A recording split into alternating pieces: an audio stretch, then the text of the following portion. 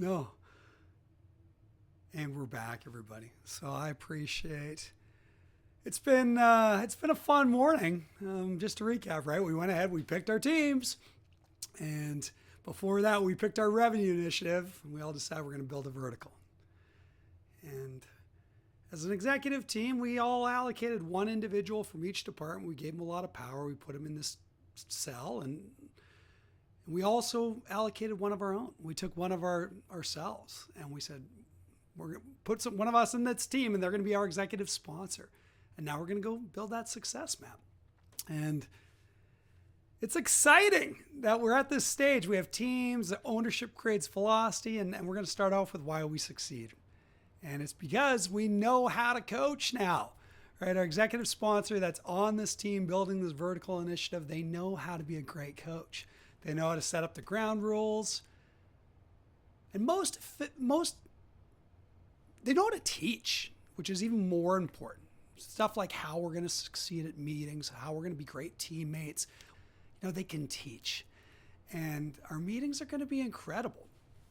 We're not afraid of anything because we can hear, look for evidence, learn, and proceed. And we're going to teach people that because we're great captains and great coaches now. So we're going to kick it off, making sure everybody knows that North Star and start defining up our roles and responsibilities. Now, when we kicked this off a little while back and we picked our teams, we knew the executive's role and responsibilities, right? Their responsibility is this vertical success. They have the ball on the entire vertical. Their responsibility is also to coach and to build the team out. Their requirements are, they need open dialogue. They need hand raisers. They need teams to be strong enough to be vulnerable when they need help. We know what they require. But other people on the team, we just want to make sure that, we know the responsibility first and foremost. So maybe we'll just back up and start there. But we want to just quickly go through our stages of change and make sure that every individual knows what the responsibility is.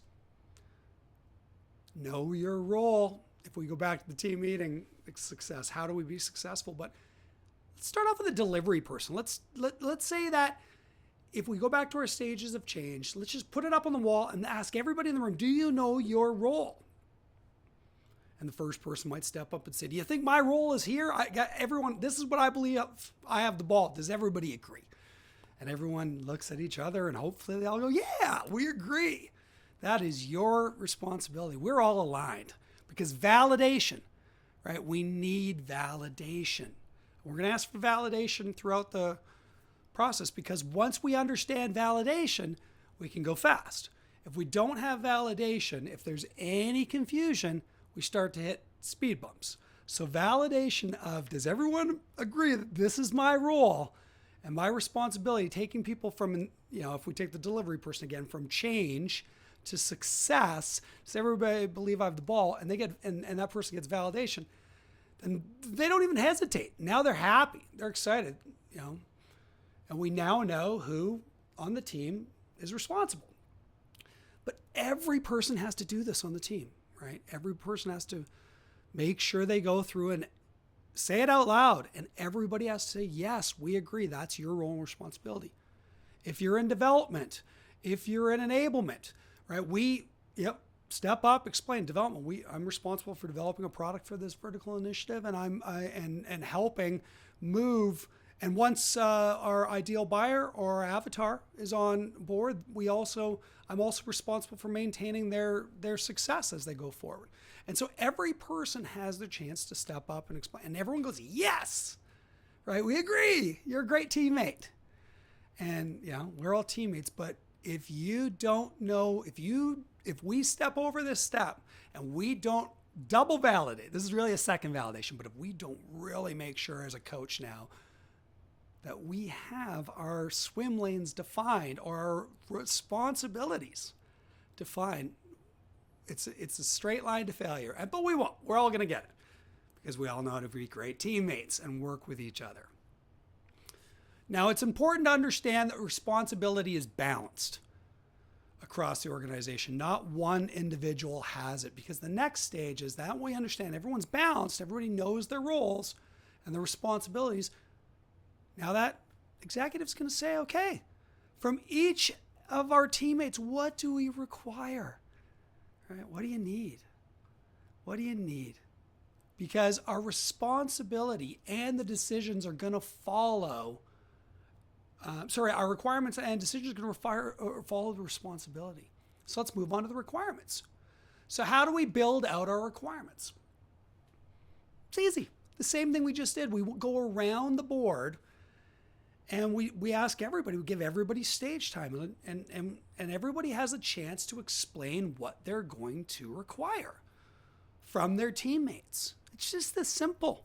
It's just this simple. Now, again, people are going to have conflict here, and we'll get to conflict resolution, but everybody gets to ask what they want. They don't have to tell anybody who they need it from yet. They just have to write down basically what they expect they're going to need.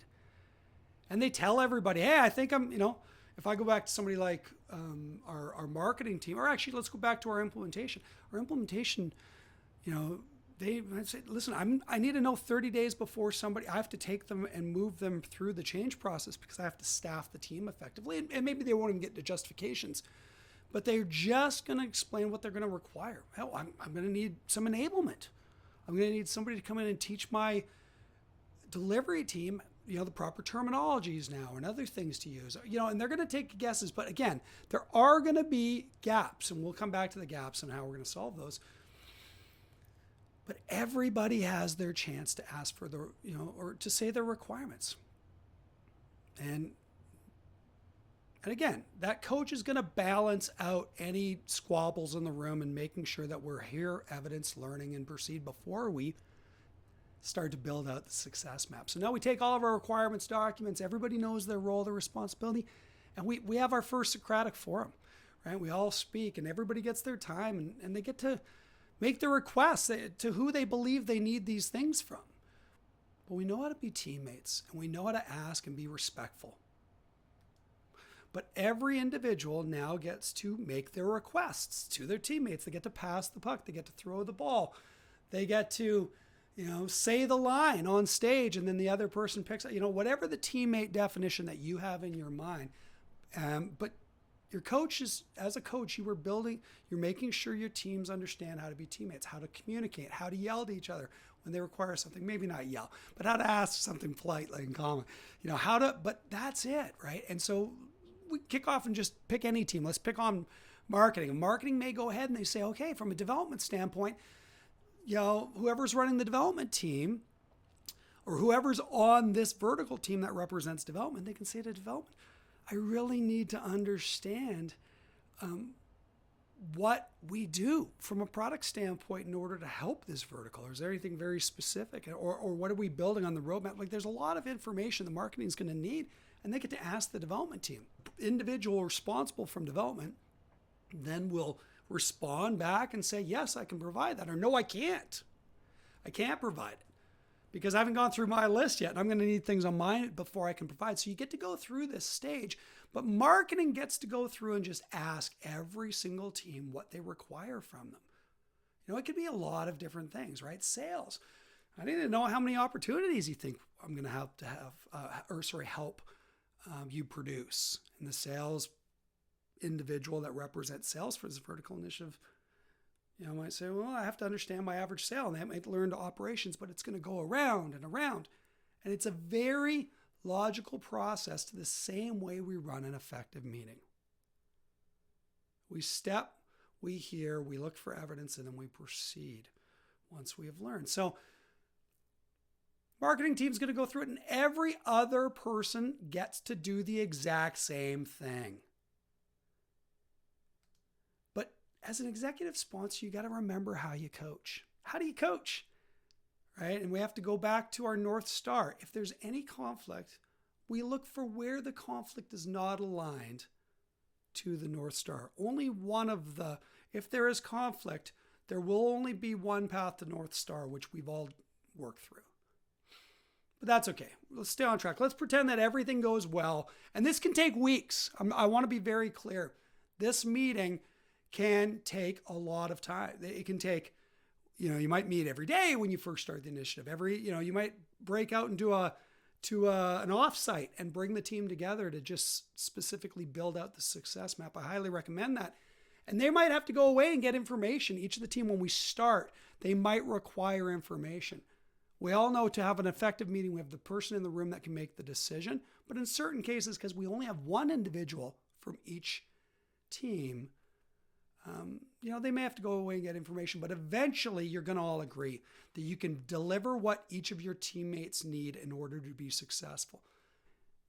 We're all going to agree. But that's everybody.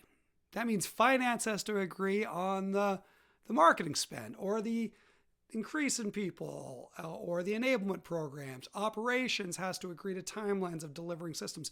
The team has to all agree. Now remember, we're going to go back to our compensation, and that's why the goal compensation has to be unified amongst the team. And if anybody wants to go back, we can bring in some behavioral experts to explain conflict of motivation. But everyone has to agree. Because then we get to the final stage, the stage we've all been waiting for. And that is where that executive sponsor gets to deliver what the executive team originally asked for. May we have a success map. The executive sponsor goes off with the team and does this whole process and then says, yes, I am here to deliver this success map. Not only am I here to deliver it, you can ask me any questions you want.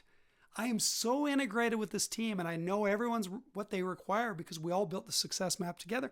Go ahead and ask me anything. And I will defend it. And if I don't know it, shame on me. I'm the executive sponsor and I will get you the answer. But I will prove how tight this team is and how close we are. And I will prove that we all believe we have ownership and we're going to be successful. The executive team goes, great. You're working great. But that's the biggest part, is you cannot proceed until that success map is known by all, including the executive team, and agreed upon. And that's it. That's how we build our success map. So now we can move on to project managing, which is all of our operations team, but we can move into project managing. Okay.